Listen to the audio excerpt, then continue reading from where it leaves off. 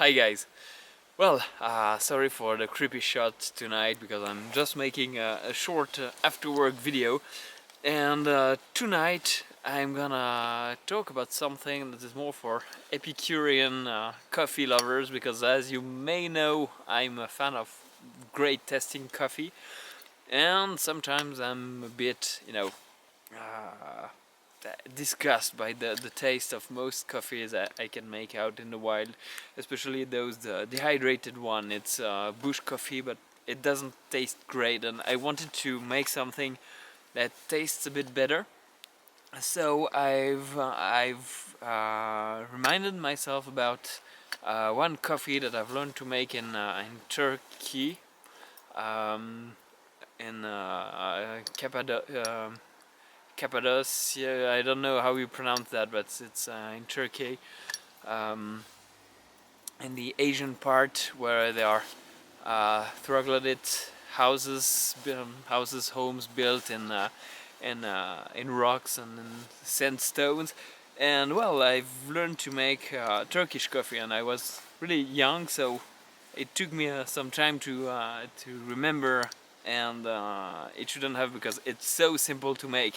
So I'm gonna try. Actually, I have tried that at home already. I just hope it's not too cold for my gear to perform as well as it did at home. I'm gonna use the Vargo Firebox grill because it will be easier to use the alcohol burner and have something that pretty much looks like a fire, or I'm just gonna use that method and show you how it's performed. Usually you would need a specific kind of cup to make those Turkish coffee. I'm gonna do that in my Tatonka cup, which is the same as the GSI. And remember, one thing is that Turkish coffee is small, a small coffee. It's not built to be like a huge watery coffee. It's a pretty strong tasting coffee, and to make Turkish coffee, it will be pretty much the size of a ristretto or espresso. And what you need is the finest ground of coffee. It's really thin, and some sugar. Actually, I don't eat much sugar, but I have taken some brown sugar to make that recipe.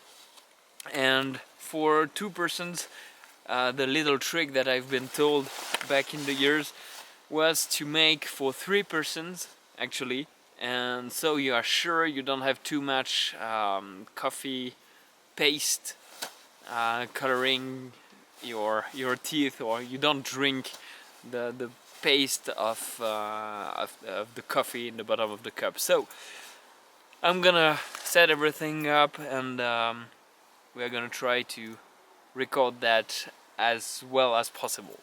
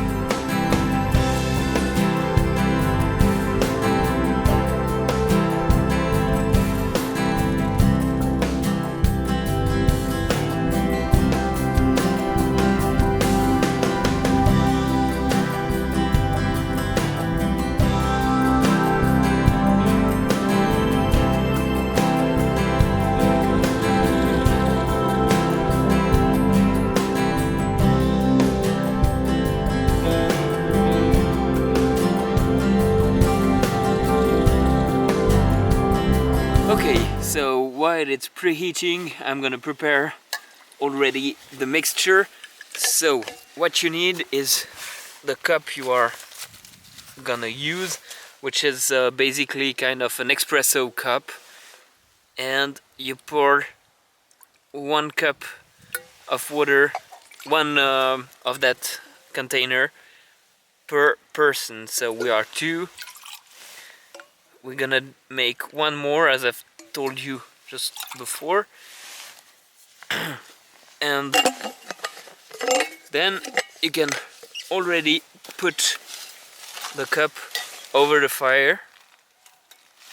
Here I'm using the Tatanka cup, and then you need a teaspoon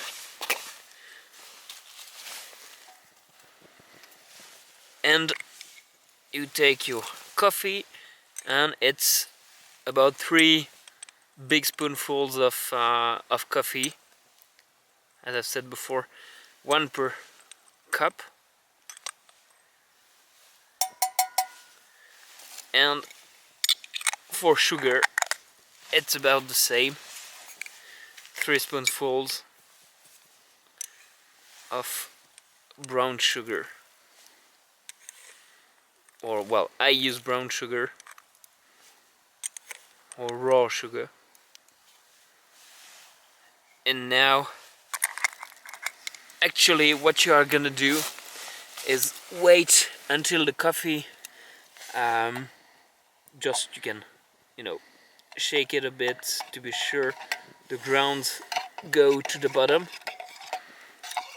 or mix with the water, and then you just let the water boil, and it has to go up first time. Then you will stop, remove the cup from the fire, let it get back down, and then put it back on the fire a second time, let it go up again, remove it, and do it a third time, go up, and then what you will do is just get the kind of foam that will collect on the top, put it in the bottom of each of the coffee cups you are gonna use, and then pour the coffee, being careful that you do not shake it too much, because you may have the coffee grounds that mix again, and you want to avoid that because you don't want your coffee, your Turkish coffee, to taste grainy. So it's going strong, a bit quicker than expected.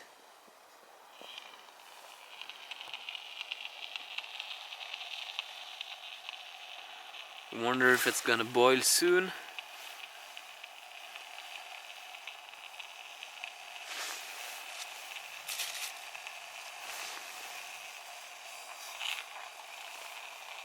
Actually, the reason why I like this setup with the Vargo Triad and the Vargo Firebox is that it pretty resembles a kind of gas stove that you may have at home, and it's pretty comfy to cook on it.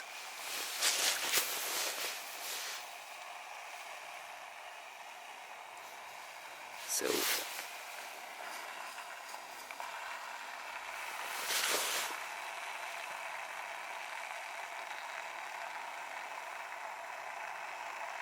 it's very important that the grounds of coffee are really fine.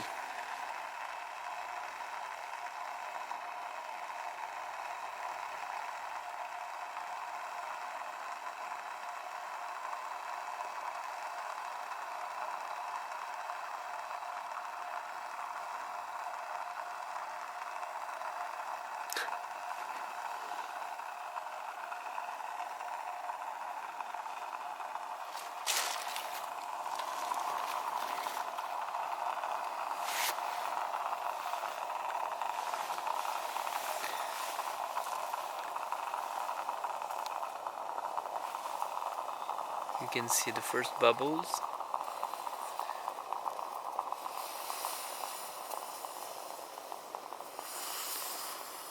Okay, So here you can see it starts to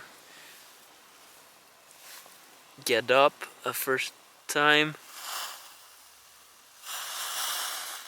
Okay, so one time remove it from the fire. Just wait until it goes down. A second time. Chris, can you give me your cup?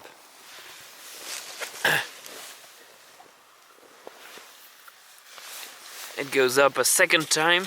You remove it. Let it get back down. And a third time. Okay, and this time you remove it and you collect the kind of foam you get on the top, the crema as they call it. And well, without shaking the coffee too much, you just pour one cup per person.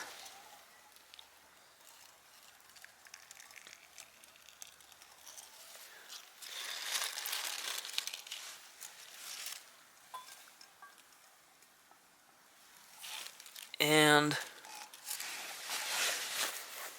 what you will have in the bottom is the remaining grounds of coffee, so this you will not drink. So now for once I will have somebody else on the video that can tell me what he thinks about that. So cheers, guys.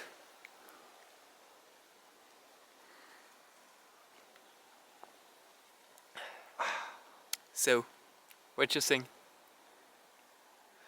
Well, they probably don't hear that, so do you like it or? It's great.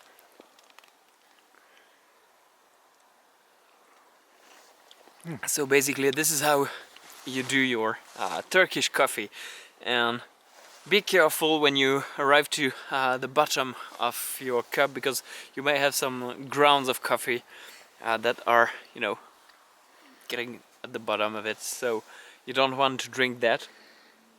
But well, it's nice tasting coffee. It's great to have that way of making a better alternative to coffee for people like me that prefer stronger coffees. Of course, you are not forced to put the sugar. The sugar is the way I've learned it, and it caramelizes in a way, so it's really nice, a nice coffee full of flavor. So well, just wanted to share that with you, and if you try that, don't hesitate to tell me about it. So guys, thanks for watching, and talk to you soon. Cheers.